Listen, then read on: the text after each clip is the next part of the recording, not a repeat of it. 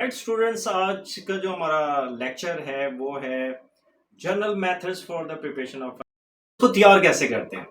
सबसे पहला जो रिएक्शन है वो है हाइड्रोजनेशन, और हम अल्कीन्स की हाइड्रोजनेशन करेंगे। That is a very important topic. इसी चैप्टर के अंदर हम 2 दफा पढ़ेंगे इसको। करते क्या है? स्टार्टिंग मटेरियल हमने लिया alkyne, that is simple ethene plus H2 in presence of catalyst temperature, and it becomes CH3 single bond CH3। सादा सा तरीका है। पाई बॉन्ड ब्रेक करें और उसके अंदर जब पाई बॉन्ड ब्रेक कर देंगे तो हर कार्बन के ऊपर एक वैकेंसी प्रोड्यूस हो जाएगी। सो एक हाइड्रोजन वहां पे ऐड हुआ और दूसरा हाइड्रोजन दूसरे कार्बन पे ऐड हुआ, so it becomes CH3 bond CH3। अब जरा इसको देखें, जरा एनिमेशन देखें इसकी कि इसमें हो क्या रहा है। हमारे पास एक सरफेस है, मेटल सरफेस है कैटलिस्ट की, एंड कैटलिस्ट में हम रेने निकल यूज करते हैं और इसकी जगह पे हम प्लाटिनम या पैलेडियम भी इस्तेमाल कर सकते हैं, बट दे आर एक्सपेंसिव। इसलिए हमारी जो प्रेफरेंस है दैट इज रेने निकल, दैट इज द निकल which have more absorptive surface area, जिसकी सरफेस एरिया बहुत ज्यादा है। होता क्या है, जरा एनिमेशन में देखिए। आपके पास मेटल की सरफेस है और मेटल की सरफेस के ऊपर आपने हाइड्रोजन गैस गुजारी। हाइड्रोजन गैस जो है उसके अंदर जो एटम्स थे they get detach from each other, एक दूसरे से अलहदा हो गए और इन्होंने एक फिजिकल एसोसिएशन डेवलप कर ली मेटल सरफेस के साथ, जो जहां पे एक्टिव साइट्स थी। इसी तरीके से आपके पास जो इथीन का मॉलिक्यूल है वो भी जब आया तो उसने क्या किया, पाई बॉन्ड ब्रेक हुआ और they develop interaction with the metal surface. अब जब अल्कीन ने देखा, हाइड्रोजन ने देखा एक दूसरे को, तो होता क्या है, हाइड्रोजन एटम्स जो हैं दे केम क्लोजर टू द इथीन और वो उस सरफेस के ऊपर रोल ओवर करते हुए इथीन के पास पहुंचे, और जब वो ऐड हुए तो ये जो इथेन का मॉलिक्यूल था ये डिटैच हो गया। ठीक है, सो इथीन से इथेन हमने बना लिया। That is a very important process. इसकी अगर आप इंडस्ट्रियल एप्लीकेशन देखें तो वेजिटेबल ऑयल जो है जिसमें अनसैचुरेटेड कार्बोक्सिलिक एसिड्स होते हैं उससे हम वेजिटेबल घी बनाते हैं, जो कि सैचुरेटेड कार्बोक्सिलिक एसिड्स पर मुश्तमिल होता है। राइट स्टूडेंट, हमारा जो दूसरा मेथड है that is from alkyl halides. और अल्काइल हैलाइड्स होते क्या हैं? These are those organic compounds जिसके अंदर halogen as a function group होता है। Halogen means chlorine, bromine, iodine, fluorine.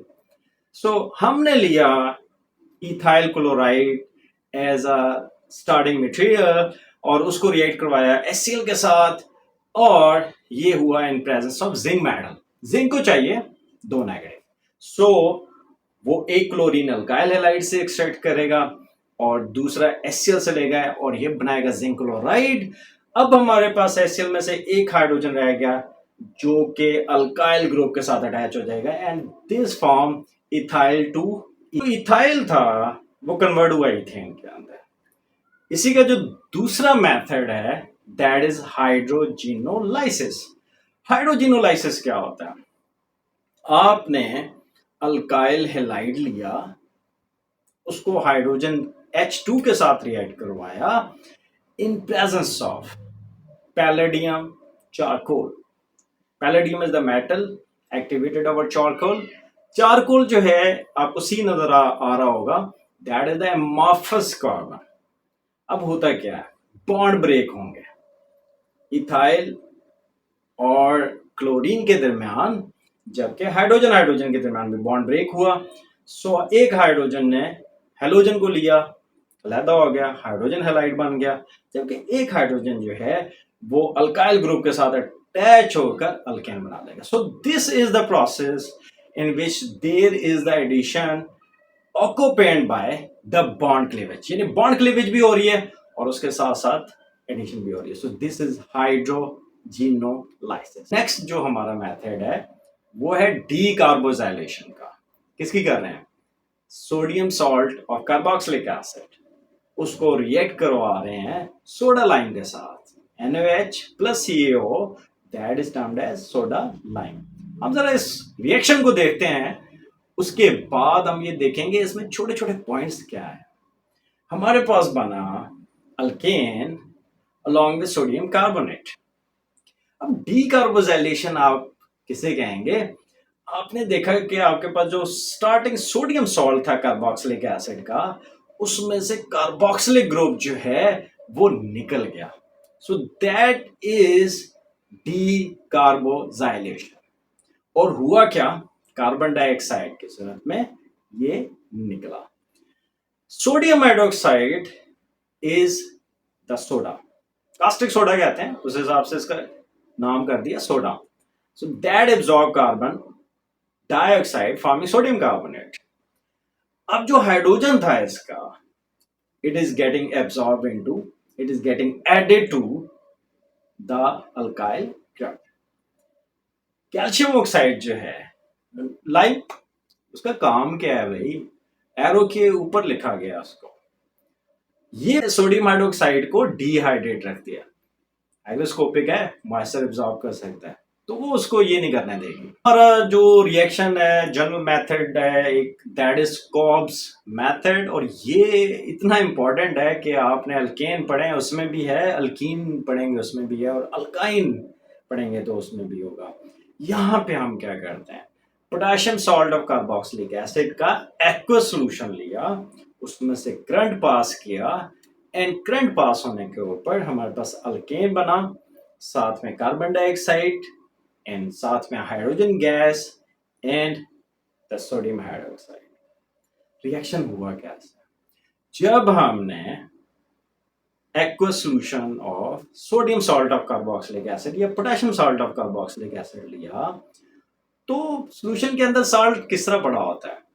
Ions की फॉर्म में। तो सबसे पहले काम हुआ आयनाइजेशन, कार्बन एनाइन अलहदा हो गए, और आपके पास जो केटाइन था वो अलहदा हो गया, दैट इज द सोडियम और पोटेशियम आयन। उसके बाद जिस तरह कि हम इलेक्ट्रोलाइसिस में करते हैं नॉर्मली, करंट पास किया आपने, एंड जब करंट पास किया तो जो करस्पॉन्डिंग आयन से वो अपने अपने इलेक्ट्रोड्स की तरफ मूव करेंगे। एनोड पे सबसे पहले हम देखते हैं कि हुआ क्या है।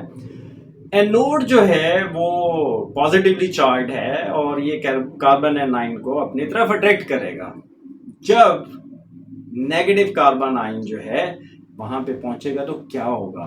वो अपना इलेक्ट्रॉन लूज कर देगा, राइट? वो ऑक्सीडाइज होगा, और ऑक्सीडाइज होने के ऊपर ये बनाएगा radical, and that is the free radical. Free radical एक ऐसी स्पीशी होगी जिसपे अनपेड इलेक्ट्रॉन जिसके पास होंगे, और आपको पता कैसे चलेगा कि अनपेड इलेक्ट्रॉन है? वहां पे एक डॉट लगा होगा, डॉट का मतलब है ये फ्री रेडिकल है। अब ये जो फ्री रेडिकल्स हैं ये हाईली अनस्टेबल होते हैं। स्टेबल कैसे करेंगे? जो कार्बन आयन का, कार्बोनाइल कार्बन का जो कार्बन है वो अपना इलेक्ट्रॉन जो कि अल्काइल ग्रुप के साथ शेयर कर रहा था वो ऑक्सीजन के साथ शेयर करेगा, एंड ऑक्सीजन अपना अनपेड इलेक्ट्रॉन इस कार्बन के साथ शेयर करेगा। क्या बनाएंगे? Carbon dioxide. अब अल्काइल फ्री रेडिकल बन गया। सो दो अल्काइल फ्री रेडिकल्स जो हैं वो आपस में कंबाइन होंगे और अल्केन बनाएंगे। कैथोड पे क्या हुआ? कैथोड पे वाटर जो है उन इलेक्ट्रॉन्स को गेन करेगा जो कि कार्बन एनाइन ने रिलीज किया थे एट एनोड। जब उन इलेक्ट्रॉन को गेन करेगा तो इट इज गेटिंग रिड्यूस्ड। अब होगा क्या? बेसिकली जो H प्लस थे they gain electrons to form hydrogen gas, और आपके पास दो हाइड्रोक्सिल आयंस जो हैं वो सॉल्यूशन के अंदर रिटेन रहेंगे। ठीक है जी। So this was the method for the preparation of alkane. Next जो है आपके पास है रिडक्शन ऑफ कार्बोनाइल कंपाउंड्स। अब रिडक्शन ऑफ कार्बोनाइल कंपाउंड्स में क्लेमेंसन रिडक्शन आता है एंड वुल्फ किशनर रिएक्शन आता है।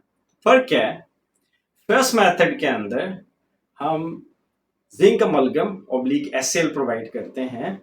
अब वो क्या करता है? नेसेंट हाइड्रोजन प्रोवाइड करेगा, और सिंपल सा तरीका पता है क्या है?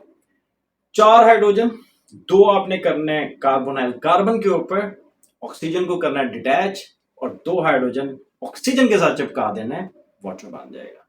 सो कार्बोनाइल जो ग्रुप है that is reduced to methylene group, that is CH2। CH2 basically methylene group होता है। यही काम वुल्फ किशनर रिएक्शन के अंदर हाइड्रोजीन और क्यूएच करेगा। सेम प्रोसेस, कार्बोनाइल कार्बन के ऊपर आप 2 हाइड्रोजन लगाएं एंड ऑक्सीजन को वहां से करें चलता, उसके साथ लगाएं 2 हाइड्रोजन, वाटर की सूरत में उसको करें राजी और सेपरेट कर लें। सो कार्बोनाइल जो ग्रुप है that is reduced by the reducing agents. तो सिर्फ इन दोनों में रिड्यूसिंग एजेंट का फर्क है, ये ध्यान में रखिएगा। आज के लिए इतना ही। नेक्स्ट लेक्चर में इंशाल्लाह हम बात करेंगे अल्केन की प्रॉपर्टीज।